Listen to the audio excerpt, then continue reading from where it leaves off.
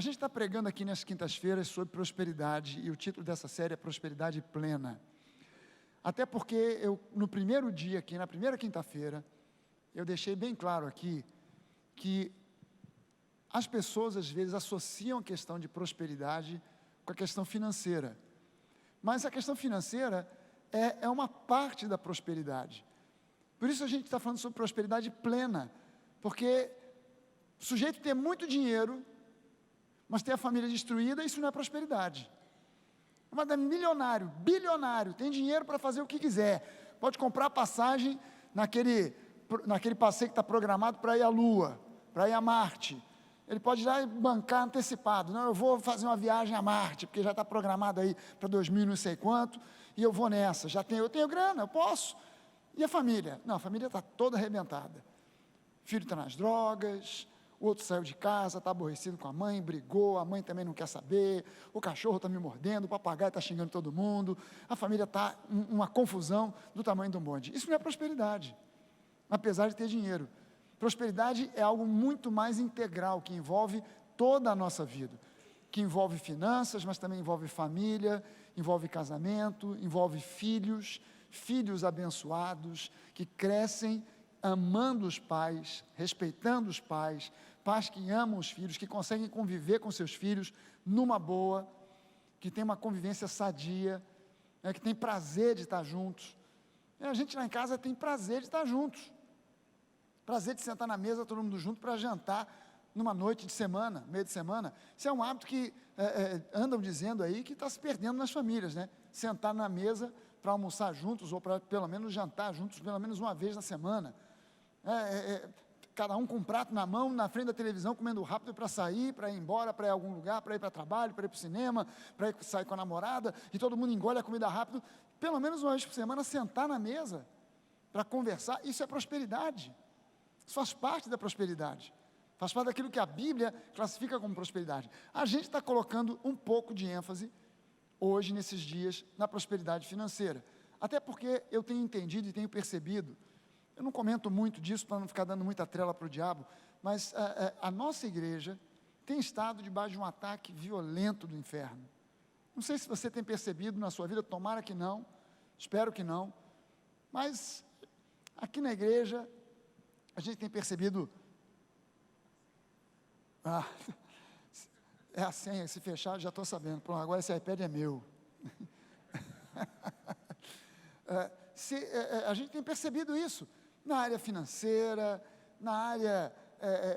quando a gente realiza os cultos aqui, a gente percebe muitas vezes que para começar o culto é difícil, é como se a gente estivesse puxando um peso grande para fazer a coisa decolar, aquela adoração genuína decolar. A gente tem visto muita gente comentando certas coisas até em internet, Instagram, falando mal disso, falando mal daquilo, fofoquinha, intriga, gente que vem de fora se infiltrando, de outras igrejas se infiltrando aqui dentro, convencendo pessoas de que aqui a igreja não é assim, não é assado, então você tem que ir para a minha. A gente tem visto muito dessas coisas, que a gente sabe é recado do inferno tentando minar a nossa fé. E na área financeira, a gente tem tido muita luta, e algumas pessoas até já criticaram, agora a igreja está toda endividada. Deixa eu te dizer uma coisa, é impossível fazer uma obra dessa dimensão sem fazer dívida. Ninguém, nem as grandes corporações, tem dinheiro cash ali na mão para fazer uma obra dessa dimensão. Você paga as coisas a prazo. Isso, no momento em que você compra qualquer coisa, e você divide em 2 vezes, você já está com dívida. Nós usamos, às vezes, o termo de uma forma errada. Por quê? Quando a gente fala assim, o fulano está todo endividado. Na verdade, não é que ele esteja endividado, é que ele está inadimplente. Há uma diferença entre ter dívida e estar inadimplente. Ter dívida, se você tem cartão de crédito, você tem um monte de dívida. Você vai pagando todo mês, você comprou uma televisão, comprou um carro, comprou um bem qualquer, está pagando em tantas vezes, 2, 3, 4, 5, 20 vezes, você tem uma dívida para pagar. O problema não é ter a dívida, o problema é não conseguir pagar a dívida. E quando a gente fala, o fulano está cheio de dívida, a gente não está dizendo que ele dividiu alguma coisa em 24 vezes e isso é ruim. A gente está dizendo que ele dividiu alguma coisa em 24 vezes e não está conseguindo pagar. Ele está inadimplente. Agora, deixa eu dizer para você uma coisa. Aqui na nossa igreja, a gente tem dívidas bem altas, de coisas que nós estamos pagando, mas nós não estamos inadimplentes. Deus tem feito um milagre a cada semana, e tudo tem sido pago, e vai ser pago até o fim. Amém? Porque Deus é bom. E eu digo para você uma coisa, eu sempre disse isso, tenho dito isso ao longo dos anos, e digo não como uma forma de adular, de bajular você, eu digo isso como uma expressão de uma realidade. A nossa igreja, a congregação que forma essa igreja, o grupo de pessoas que forma essa igreja, é um grupo de pessoas extremamente generosas.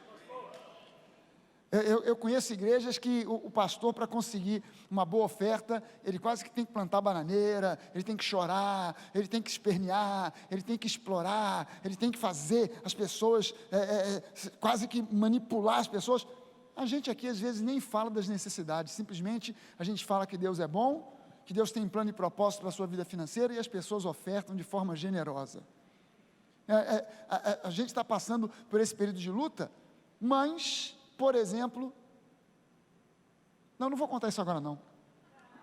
Eu vou contar para você, mas não vai ser agora, daqui a pouco, porque eu quero falar para você sobre prosperidade plena, e eu, na verdade, eu quero falar para você hoje do valor da semeadura.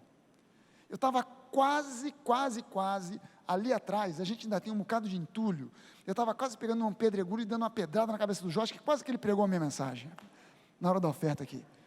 Ele estava quase pregando, meu Senhor, cala esse homem agora, porque ele está já pregando a minha mensagem, porque eu quero falar para você sobre o valor da semeadura, o valor de semear, o entendimento que nós precisamos ter a respeito de sermos semeadores do reino, nesse aspecto financeiro. Filipenses,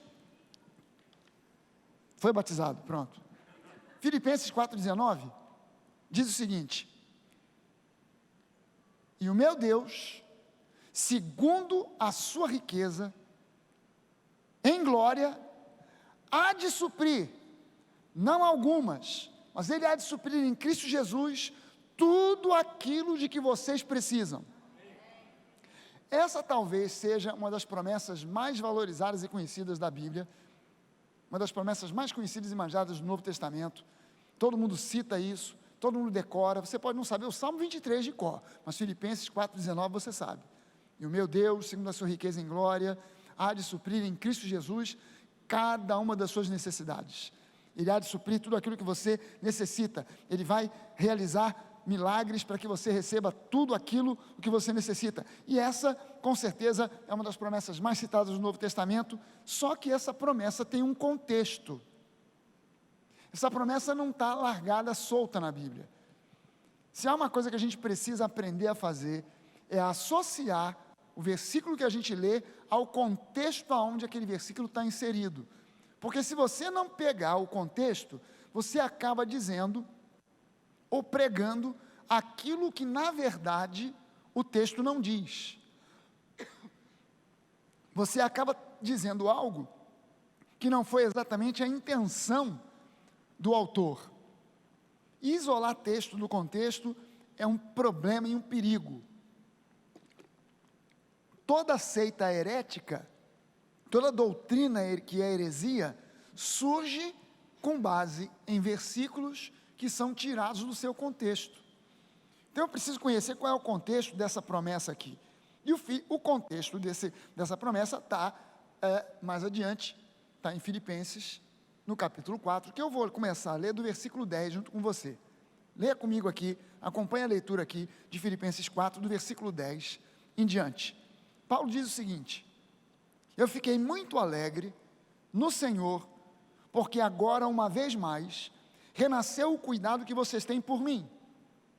Na verdade, vocês já tinham esse cuidado antes, só que lhes faltava a oportunidade. Digo isso não porque esteja necessitado, ou porque mas na verdade porque eu aprendi a viver contente em toda e qualquer situação. Sei o que é passar necessidade E sei também o que é ter em abundância. Aprendi o segredo de toda e qualquer circunstância, tanto de estar alimentado como de ter fome, tanto de ter em abundância como de passar necessidade. Tudo posso naquele que me fortalece. Esse é outro versículo extremamente conhecido e citado, né? Tudo posso naquele que me fortalece. Qual é o contexto em que Paulo diz isso aqui? Ele está falando num contexto relacionado com finanças. E o contexto aqui, ele começa a dizer, eu escolhi essa versão, porque é a NVI, e ele usa um termo aqui, que dá uma dica daquilo que Paulo está dizendo aqui, por detrás das linhas, entre as linhas, por detrás do texto. Ele diz o seguinte: eu sei o que é passar necessidade, e sei também o que é ter em abundância. Eu aprendi o segredo de toda e qualquer circunstância. Essa frase aqui, eu aprendi o segredo de toda e qualquer circunstância. O que Paulo está dizendo? Ele não está dizendo assim, gente, eu aprendi a passar por tudo quanto é circunstância, na pobreza e na riqueza, está tudo certo, está tudo bem. Se eu estou com riqueza, eu estou feliz. Se eu estou com a pobreza, eu me conformo. Não é isso que Paulo está dizendo. Ele está dizendo que, tendo passado, já experimentado, tanto da riqueza quanto da pobreza, ele aprendeu um segredo. Ele recebeu uma revelação a respeito de como passar por essas circunstâncias, sem ficar de cabeça inchada quando está rico, e sem ficar murmurando, reclamando e chorando num canto, quando está passando pelo aperto financeiro. Ele aprendeu um segredo aqui. E quando Paulo diz que aprendeu esse segredo aqui, de saber como viver em toda circunstância, eu vou revelar para você o segredo qual é. Quem quer saber o segredo? Volte na semana que vem, estamos terminados o nosso culto, aleluia, vá com Deus, Deus abençoe. Quer saber qual é o segredo? O segredo que Paulo descobriu e entendeu, para viver em qualquer circunstância, sem estar aperreado, sem estar... é o uso da fé. O uso da fé. Quando você aprende a usar a fé, não importam mais as circunstâncias, porque Deus é o mesmo e Ele está acima das circunstâncias. O problema é saber localizar a sua fé, apontar, direcionar, saber onde apoiar a sua fé. Se você apoia a sua fé nas circunstâncias, você, quando estiver cheio de grana, vai viver soltando foguete, fazendo festa. Quando a grana acabar, você vai ficar num canto e vai entrar em depressão e vai ficar tomando pílulas de Prozac uma atrás da outra, chorando as pitangas. Mas quando você aprende a usar a fé, se você passa pelo período de riqueza, você sabe que aquilo não é algo definitivo, porque ainda que você, do zero até o último dia, da sua idade zero, até o último dia da sua vida, você tiver grana para chuchu, e não tiver falta de absolutamente nada, pode ter certeza que para o caixão você não vai levar o dinheiro. Então, a questão aqui é muito mais do que simplesmente ficar feliz quando está com o dinheiro e ficar deprimido quando está sem o dinheiro. É aprender a usar a fé para não se iludir com o dinheiro quando ele está sobrando e também não ficar chorando na dependência do dinheiro quando ele está faltando. Porque se você, quando tem dinheiro sobrando, recebe de Deus e usa pela fé sabedoria, você vai usar bem o seu dinheiro. E se você está sem nenhum e usa bem a sua fé, vai chegar o dinheiro que você precisa. Vou repetir para você qual é o segredo, hein? Estou dissecando o segredo para você. Quem quiser aí, pega. Ou você pega, ou vai continuar na mesma. Pega aí, segura essa aí. O segredo de usar a fé em relação ao dinheiro é, quando eu tenho muito, eu preciso de usar a sabedoria que Deus me dá pela fé, para administrar bem esse dinheiro que agora está sobrando. Mas se o dinheiro acaba e eu fico sem nenhum, eu preciso saber usar a minha fé, para agora trazer à existência aquilo que não existe. Amém? Paulo diz aqui que ele descobriu isso, e por isso ele disse, então, eu agora tudo posso naquele que me fortalece, porque o que vai impactar a minha vida, não é muito dinheiro ou pouco dinheiro, é o uso da minha fé. Sabedoria para administrar o dinheiro quando sobra, o uso da fé para trazer à existência aquilo que não existe quando eu estou sem nenhum. E aí ele continua dizendo, no entanto, mesmo estando eu já tendo descoberto esse segredo, e eu estando tranquilo, estando bem, vocês fizeram bem associando-se comigo nas aflições. E como vocês, filipenses, sabem muito bem, no início da pregação do Evangelho, quando parti da Macedônia, e a cidade de Filipos ficava na Macedônia, que deixou de ser Macedônia por um tempo, virou Iugoslávia, agora voltou a ser Macedônia.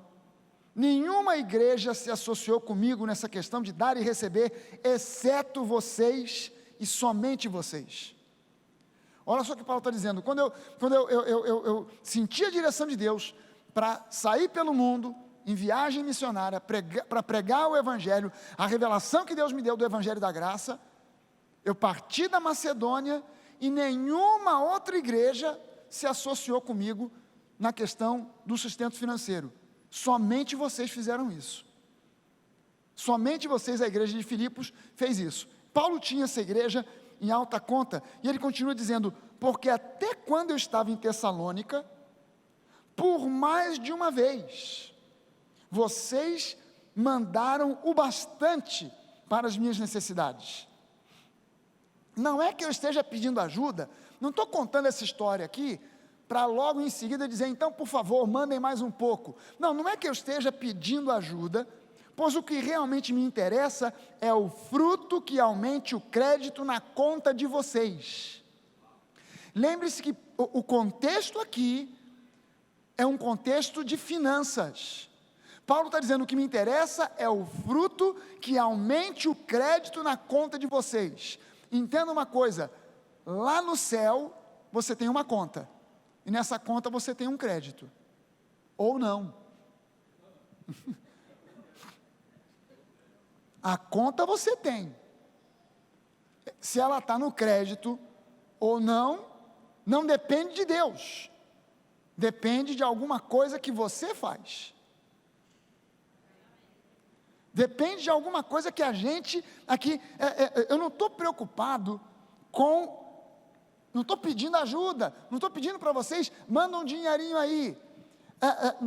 A gente aqui na Nova tem uma maneira, a gente aprendeu uma maneira de tirar a oferta totalmente diferente de tudo quanto é lugar, porque eu nunca me conformei, nunca aceitei, nunca bateu bem no meu coração, um pedido de oferta manipulativo, exagerado, tentando mexer nas emoções das pessoas, ou tentar convencer as pessoas de que se elas não ofertarem, elas estarão debaixo de maldição. Isso nunca bateu bem nos meus ouvidos, e eu sempre evitei, apenas dizendo, olha, é hora das ofertas, é uma semeadura, você vai semear, Deus vai te abençoar, amém? E Deus sempre honrou e abençoou as pessoas que ofertam, e sempre abençoou as finanças da igreja. Como nós estamos debaixo de um ataque tremendo, ultimamente eu até fui acusado de estar extorquindo dinheiro do povo, que eu estou manipulando, que eu estou torcendo o povo para arrancar dinheiro. Irmão, eu vou voltar a dizer para você aqui uma coisa que eu sempre disse, você pode frequentar a Nova a sua vida inteira, não sei se você começou a frequentar a Nova há um mês, há um ano, há 10 anos, há uma semana, ou se é a primeira vez que você está vindo aqui. Mas eu deixo te dizer uma coisa, você pode frequentar a Nova a sua vida inteira, sem nunca dar um centavo na hora das ofertas, e ninguém vai vigiar você, para cobrar você de qualquer coisa. A nossa filosofia de trabalho é a Bíblia, e a gente não está atrás do seu dinheiro. O que me interessa não é a sua oferta, o que me interessa é o fruto que aumente o teu crédito. O meu interesse é que você seja abençoado, que você prospere, que você cresça e amadureça espiritualmente. Se você vai ofertar ou deixar de ofertar, estou nem aí. Não estou preocupado com o seu dinheiro, em ter mais e mais, ou menos e menos do seu dinheiro. Nenhum dos nossos pastores aqui está. Nossa preocupação não é essa.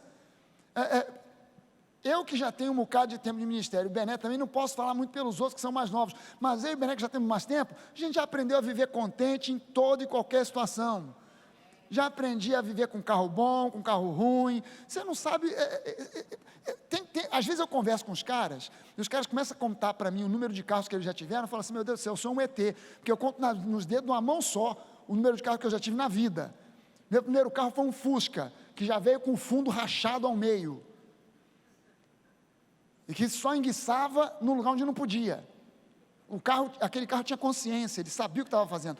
Ele só parava de funcionar em frente à boca de fumo, ao lugar onde tinha assim, uma reunião de assaltantes, congresso dos assaltantes, era ali que ele parava.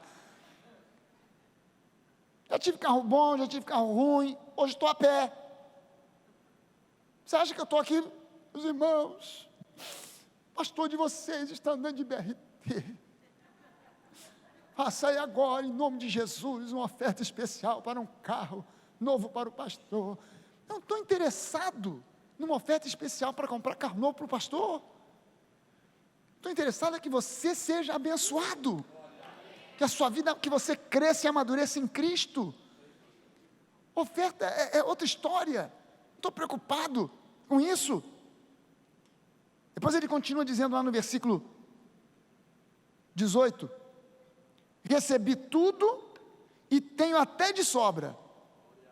Estou suprido desde que Epafrodito me entregou o que vocês me mandaram, que é uma oferta de aroma agradável, um sacrifício que Deus aceita e que lhe agrada. Reparou uma coisa aqui? Reparou que as pessoas mandaram uma oferta para Paulo, mas Paulo não disse que a oferta foi para ele, a oferta foi dada para Deus? Reparou isso? Percebeu ou não? Paulo, leia bem lá. Ele diz o seguinte: olha, eu estou suprido, está até sobrando, muito obrigado pelo que vocês mandaram, porque essa oferta foi recebida por Deus como uma oferta de aroma agradável. Ele não disse: vocês semearam na minha vida, e eu fiquei tão abençoado, muito obrigado por tudo. Não, vocês abençoaram a minha vida, mas quem recebeu a oferta foi Deus, foi Ele que recebeu. E o meu Deus, agora vem a famosa frase, agora vem a famosa promessa: e o meu Deus, segundo a sua riqueza em glória, porque vocês ofertaram, não para mim, mas para Ele, o meu Deus, segundo a sua riqueza em glória, Ele vai suprir em Cristo Jesus tudo aquilo que vocês precisam, tudo aquilo que vocês necessitam. Gente, a promessa de Filipenses 4,19, ela está associada a uma ação de fé, semeadura. Por isso eu disse que há uma coisa que a gente precisa fazer, que é o semear. Não existe possibilidade no reino de Deus de prosperar sem semear. Não existe essa possibilidade. Por quê? Porque quando você vai ao Novo Testamento, a primeira pessoa que faz essa associação, que traz essa revelação para nós, de que o nosso dízimo e a nossa oferta são sementes, é justamente o apóstolo Paulo. Na antiga aliança, debaixo da lei, o dízimo era apenas o valor financeiro. A oferta tinha um valor financeiro.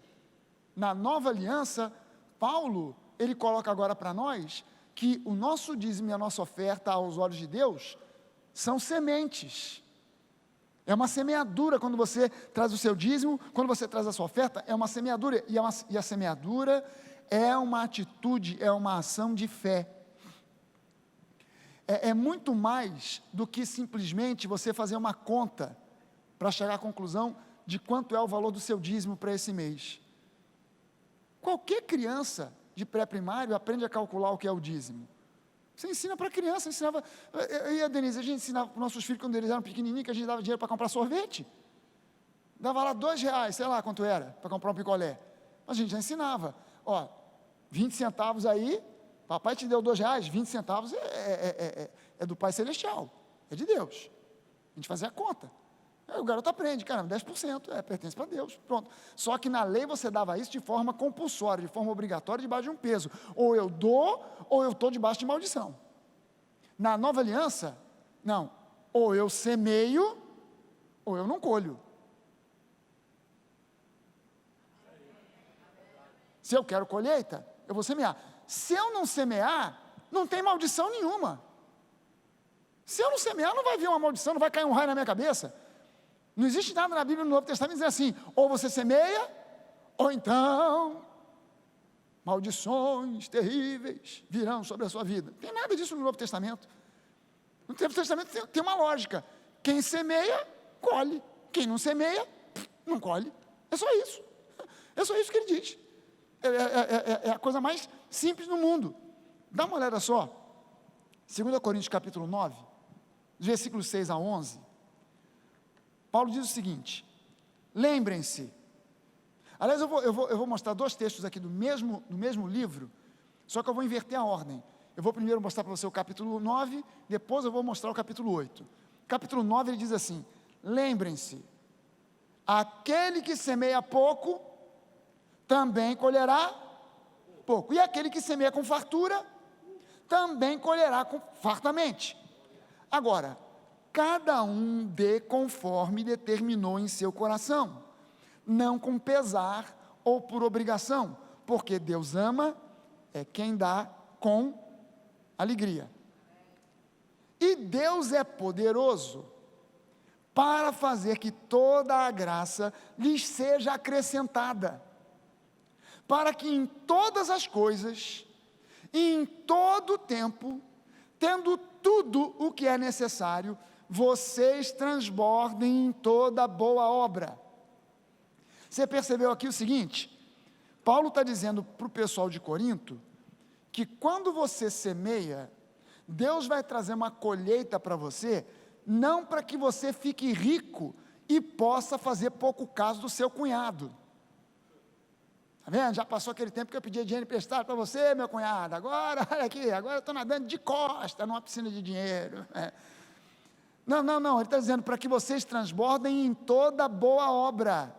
Ou seja, a razão número 1 pela qual Deus te faz prosperar é para que você seja um edificador do reino.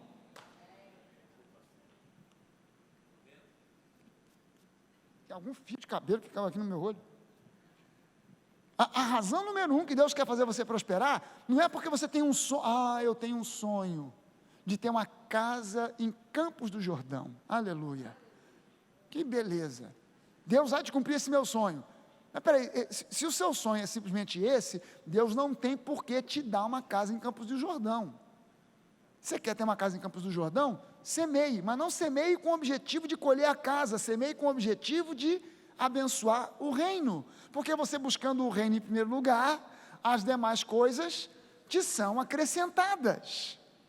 Senhor, você sabe que eu tenho o sonho de uma casa lá em Campos do Jordão, então olha, eu estou semeando, e eu creio que vai vir abundância, para que eu possa semear de volta no reino, para que eu possa abençoar a igreja, para que a gente possa construir igrejas, para que a gente possa equipar igrejas, para que a gente possa abrir igrejas em outros lugares, fazer esse trabalho que a gente, é a maneira que a Nova faz missões, é mandando grupos de conexão e abrindo igrejas. A gente não manda missionário para os cafundó para passar necessidade. A gente levanta grupo de conexão, é uma semente que cresce, vira uma congregação, que vira uma igreja. É assim que nasceu Joinville, é assim que nasceu Brasília, é assim que nasceu Porto Velho, é assim que nasceu Atlanta, é assim que tem nascido lá na Itália, é assim que está nascendo em Portugal, é assim que está nascendo em Vitória, é assim que está nascendo. Esse é o campo missionário. E o primeiro campo missionário que você tem na vida não é a África, não é o Nordeste. O primeiro campo missionário que você tem na vida, todos vocês aqui têm uma chamada missionária, todos vocês. Pastor, tem que ir para a África? Não, o primeiro campo missionário de qualquer pessoa é a sua casa, é a sua família. O sujeito quer ir para a África, ganhar a África para Jesus. Gente, o povo da África, da cidade do Cabo até lá a ponta norte do chifre da África, já aceitou Jesus pelo menos umas 3 ou 4 vezes. O que não falta na África é evangelista. Reinhard Bonk, um dos maiores evangelistas do século XX, já falecido, eu conheci o Reinhard Bonk. Ele fazia campanhas numas campinas africanas, na África Central, onde juntava, às vezes, 2, 3 milhões de pessoas. A plataforma para o cara pegar era da altura de um prédio de 5 andares. A foto da plataforma assim, era um mar de gente, até o horizonte. e a câmera não tinha lente suficiente para pegar o que ia para os lados.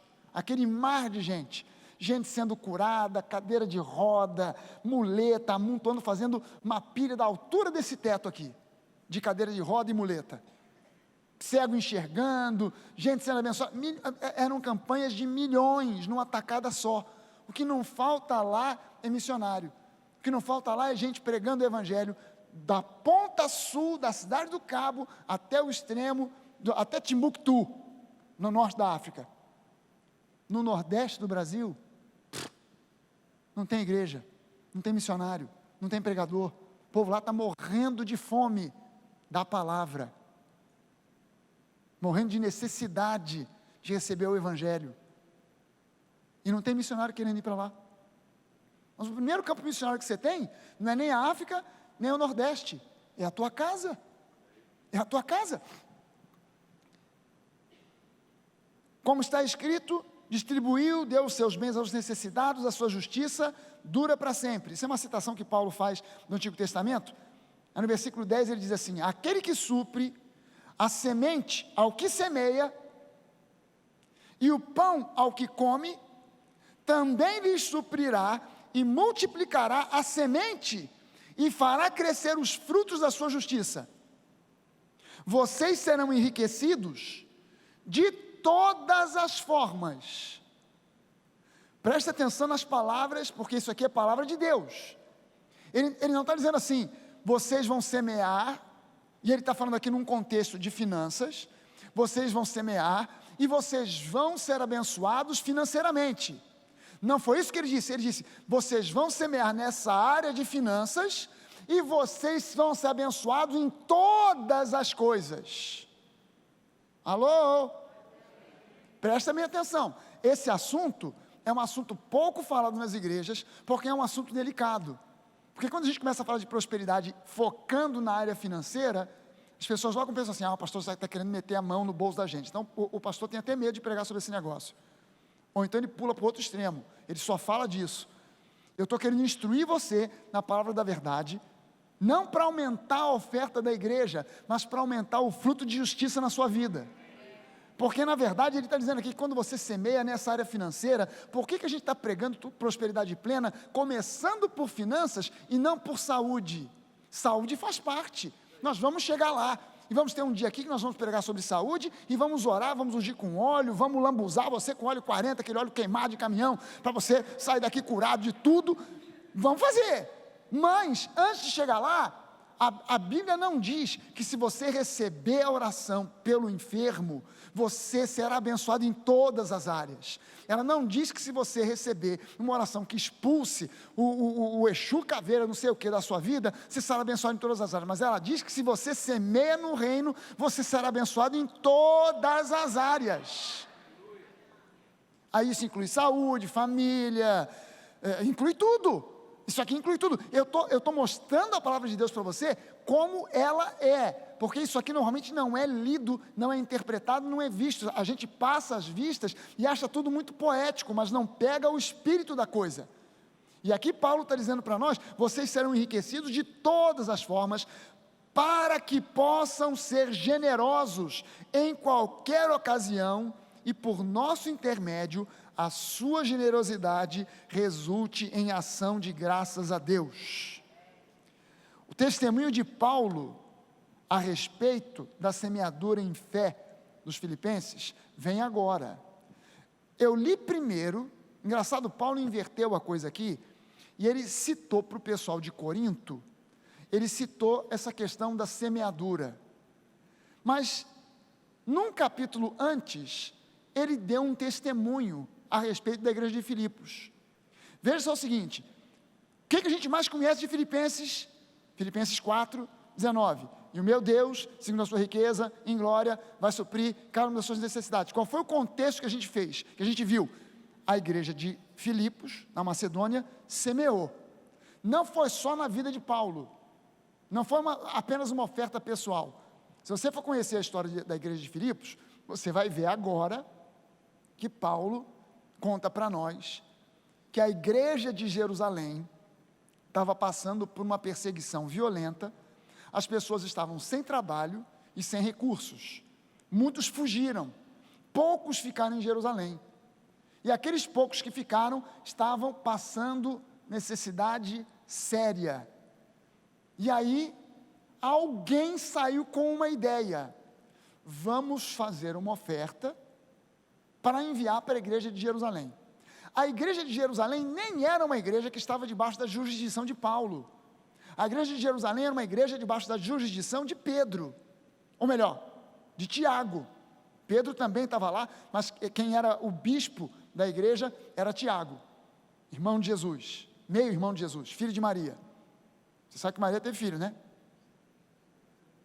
Só o Bené? Maria teve filhos e filhas, amém? Desculpe qualquer coisa, não é verdade, é o que a Bíblia diz. E Maria, o que tem Maria a ver com isso agora? E a igreja de Jerusalém estava debaixo da jurisdição do governo de Tiago. Paulo não tinha nada a ver com aquela igreja, mas uma vez que ele soube que a igreja estava passando por uma necessidade, alguém deu a Paulo uma ideia. A ideia não foi de Paulo, alguém deu uma ideia para Paulo: Paulo, vamos fazer uma oferta e vamos mandar para Jerusalém. Você pode falar com todas as igrejas que estão debaixo da sua jurisdição, a igreja de Corinto, a igreja de Éfeso, a igreja de Colossos, as igrejas da Galácia, estão debaixo da sua jurisdição. Fala com essas igrejas para levantar uma oferta para a gente mandar para Jerusalém, porque os nossos irmãos lá estão passando por um aperto tremendo. Quem foi que deu essa ideia a Paulo? Os filipenses. Os filipenses deram uma ideia para Paulo: vamos levantar essa oferta e vamos mandar para lá. Agora Paulo dá um testemunho, porque ele disse: então vocês semearam na minha vida, semearam na igreja de Jerusalém, e o meu Deus, segundo a sua riqueza em glória, há de suprir cada uma das suas necessidades. Mas a gente não sabe o que aconteceu depois. Mas Paulo deixou registrado o que aconteceu depois. A gente tem um testemunho do que aconteceu, da sequência da história. Naquela epístola de Filipenses, a gente só sabe que a igreja de Filipos semeou na vida de Paulo, na igreja de Jerusalém, mas a gente não sabe o desenrolar da coisa. Mas agora a gente vai saber, porque Paulo deixou registrado e deu esse testemunho para os coríntios. Ele diz o seguinte, 2 Coríntios capítulo 8, nos versículos de 1 a 12, ele diz: agora, irmãos, queremos que vocês tomem conhecimento da graça que Deus concedeu às igrejas da Macedônia. Isso aqui inclui a igreja de Filipos, de Filipenses. No meio da mais severa tribulação, a grande alegria e extrema pobreza deles transbordaram em rica generosidade. Paulo começa dizendo o seguinte: eles estavam passando por um perrengue também violento. Não é que eles estivessem com dinheiro sobrando e então resolveram fazer um ato de caridade para a igreja de Jerusalém. Eles estavam no meio de uma tribulação do tamanho de um bonde. Eles estavam passando por um aperto gigantesco, mas no meio daquela tribulação, a grande alegria, olha só que dois extremos, a grande alegria e a extrema pobreza. Quer dizer, mesmo passando por um perrengue financeiro, a igreja de Filipos estava cheia de alegria. Porque o foco deles não era o materialismo, o foco deles era Jesus, o reino, a palavra. Alô? Acorda aí, ó, tu que dormes. A grande alegria e a extrema pobreza deles transbordaram em rica generosidade, pois eu dou testemunho de que eles deram tudo quanto podiam e até além do que podiam. Você sabe que isso é o que eu ia contar para você? Falei que não ia, mas agora eu vou contar.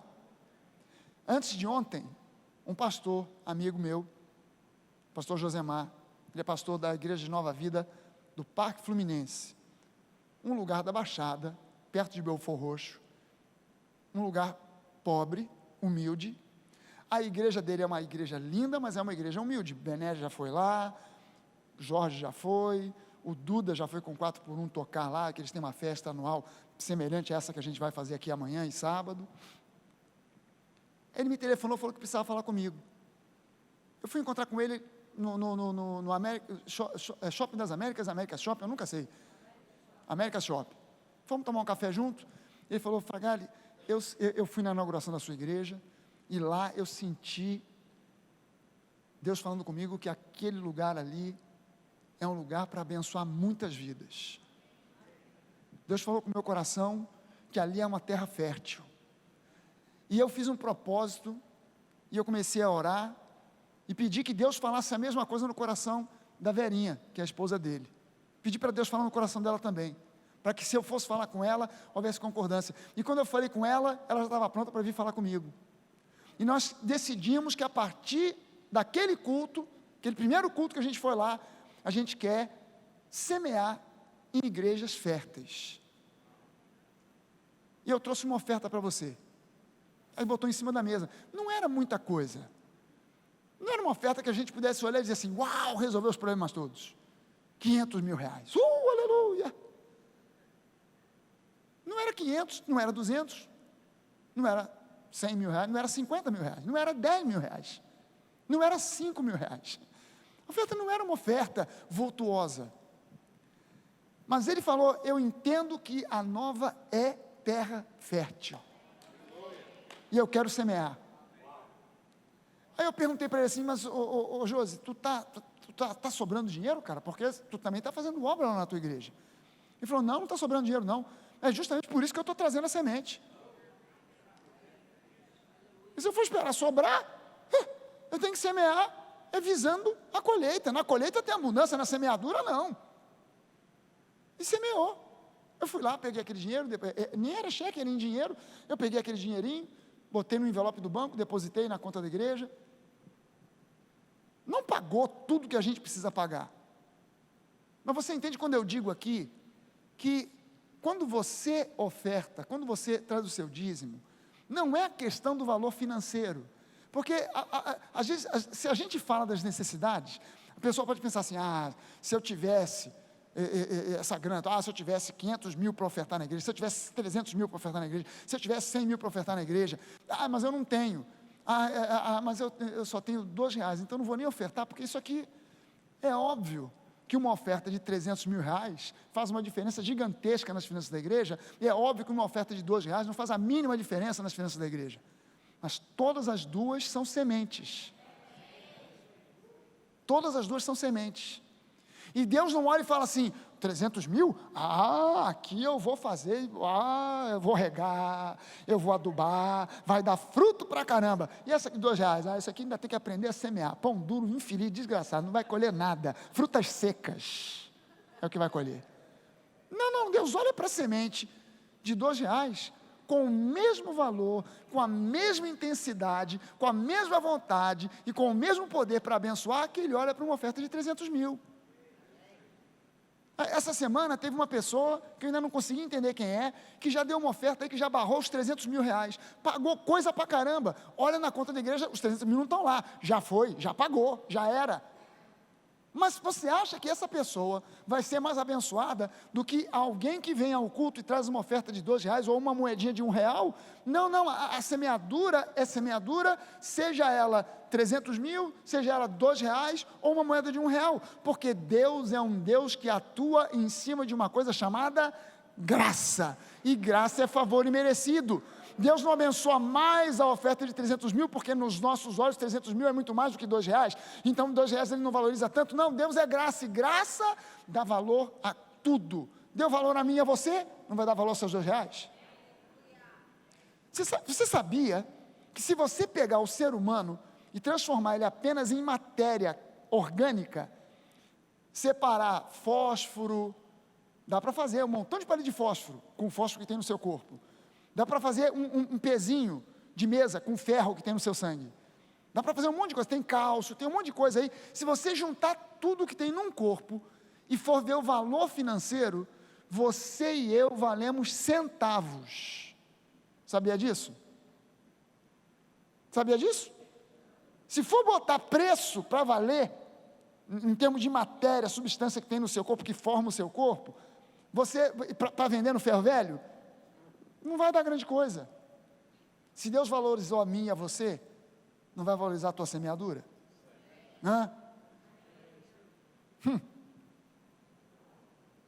Olha só, eu dou testemunho de que eles deram tudo quanto podiam e até além do que podiam, por iniciativa própria. eles nos suplicaram insistentemente o privilégio de participar da assistência aos santos.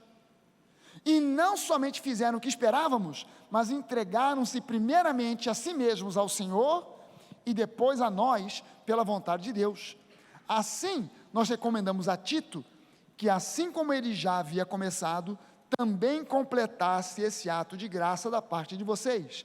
Todavia, assim como vocês se destacam em tudo, na fé, na palavra, no conhecimento, na dedicação completa e no amor que vocês têm por nós, destaquem-se também neste privilégio de contribuir. Você entendeu aqui que Paulo não disse, contribuam, cambada de mão de vaca, pão duros. Não, ele disse, destaquem-se, já que vocês se destacam na fé, no conhecimento, na palavra, na dedicação completa, no amor que vocês têm, então se dediquem também, se destaquem também nesse privilégio que é contribuir. E aí ele diz no versículo 8, eu não estou dando uma ordem, mas quero verificar a sinceridade do amor de vocês. Gente, Paulo associou aqui o ofertar com o amar. Presta atenção nisso. Paulo associou uma coisa com a outra. Deixa eu perguntar para os homens aqui. Os homens, quem aqui já namorou alguma vez na vida? Isso foi coisa do passado, tá? Estamos falando da velha criatura, sem problema nenhum, as mulheres agora vão nos perdoar, mas quem dos homens aqui já namorou lá no passado, uma namoradinha, que você namorou, mas não gostava muito, você só estava sem ter o que fazer, e de repente, pintou a menina e tal, bonitinha, interessante, e você começou a namorar com ela. Só eu? Ah, ok. Eu, pastor Jorge, aleluia. Você sabe que toda garota com quem eu saí, por quem eu não tinha verdadeiramente paixão, eu nunca levei para gastar sério.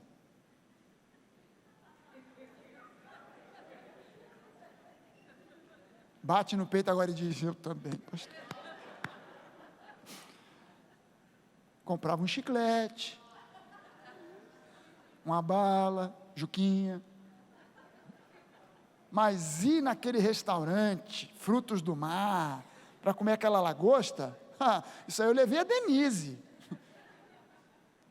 porque quando eu vi a Denise, que a gente começou a namorar, eu falei, não, essa aqui eu vou investir, nessa aqui eu quero mostrar para ela que eu valorizo quem ela é. Então, primeiro presente que eu dei para a Denise, eu juntei dinheiro, juntei, fui numa joalheria e comprei um coraçãozinho, que era um coração, era um cordão com um coração pequenininho de uma pedra preciosa, num o que prende o negócio? Uma armação, não é armação? Era um pingente, era uma pedra no meio em volta, o que prendia era ouro, de ouro. Gastei uma grana, meu Deus do céu, só Deus sabe como é que foi aquele negócio. Juntei dinheiro, juntei, fui lá e comprei. Dei de presente para ela. Por que eu dei aquele presente para ela e não dei para outra menina? Porque a ela, eu queria casar com ela. Eu queria provar para ela que eu estava levando aquele relacionamento a sério. Eu queria provar para ela que eu a amava.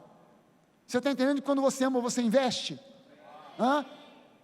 Por que você quer pagar a melhor escola para o seu filho? Porque ele é seu filho e você ama o seu filho. Você não quer botar ele em qualquer lugar aí que vai, tá aí, tem uma pessoa que vai ensinar aí, a escola é uma porcaria, mas fica aí mesmo, que é mais barato. Não, você faz de tudo para pagar a melhor escola, ou para encontrar a melhor escola, porque é o seu filho, e você, por que você quer a melhor escola para o seu filho? Porque você o ama. Se você não amasse, vai estudar qualquer coisa, ou então nem estuda, mas porque você ama, você investe. E aí ele diz agora no versículo 10, este é o meu conselho, convém que vocês contribuam, já que desde o ano passado vocês foram os primeiros, não somente a contribuir, mas também a propor esse plano.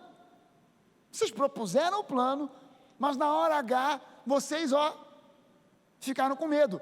E os filipenses que estavam passando por um aperto danado, numa pobreza danada, foram os primeiros a insistir. Paulo diz aqui que ele falou para os filipenses: vocês não precisam, porque vocês são a igreja mais pobre, vocês podem ficar de fora dessa. E os filipenses: de jeito nenhum, Paulo, você não vai nos impedir de participar do privilégio de ofertar.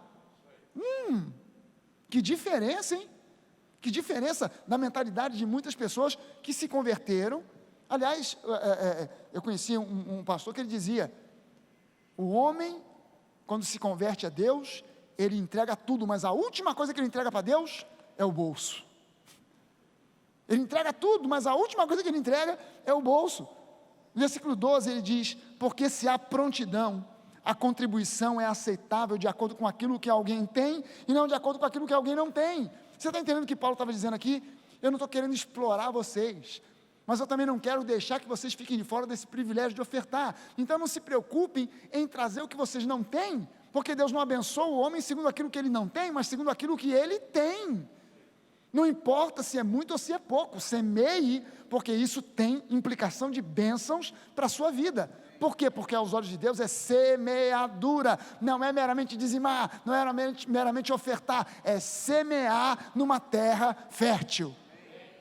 Uma das coisas que esse pastor amigo meu estava comentando comigo, ele falou: Fragale, a gente está pensando, a gente quer semear na Nova. Eu não sei se ele todo mês vai fazer isso, mas ele disse: a gente quer semear na Nova, porque a gente entende que a Nova é solo fértil, mas eu sei que há lugares, há igrejas que não são solo fértil, e investir em solo que não é fértil é perda de tempo, é jogar semente fora. Ninguém que semeia no natural, pega a sua semente e joga numa terra seca, dura, que não tem liga, que não tem substância para alimentar a semente, depois que ela morrer e germinar.